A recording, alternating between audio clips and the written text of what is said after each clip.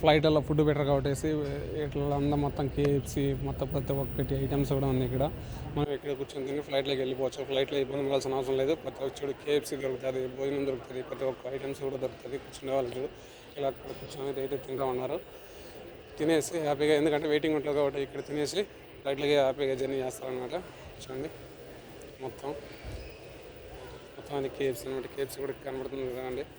చూడండి మొత్తం కూర్చొని తినేవాళ్ళు, చాయ్ తాగేవాళ్ళు, జ్యూస్ తాగేవాళ్ళు, ఫ్రూట్స్ తినేవాళ్ళు, హోటల్ తినేవి ప్రతి ఒక్కటి దొరుకుతుంది అనమాట. చెన్నై ఎయిర్పోర్ట్ ఇది. చూడండి ఫ్రెండ్స్ ఎలా ఉందో. కొన్ని వందల ఎకరాల మాట ఉంటుంది. ఇది చాలా పెద్ద ఎయిర్పోర్ట్ ఇది. చూడండి చాలా పెద్ద ఎయిర్పోర్ట్ అనమాట ఇది. సిమ్ములు కూడా ఎయిర్టెల్ ఆఫీస్ కూడా ఇక్కడ ఉందన్నమాట. చూడండి ఎయిర్టెల్ ఆఫీస్ అయితే ఇదైతే ఎయిర్టెల్ ఆఫీస్ అనమాట.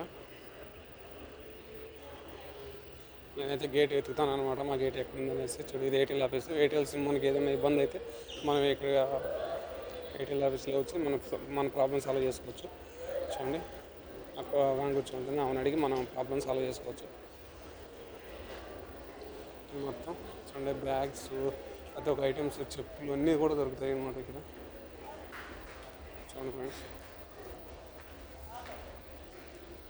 ప్రతి ఒక్క ఐటమ్స్ దొరుకుతుంది ఇక్కడ. మా గేట్ అయితే తిరుగుతున్నాను, మా గేట్ ఎక్కడ ఉందనేసి. మా గేట్ అయితే ఇంకా దొరకలేదు.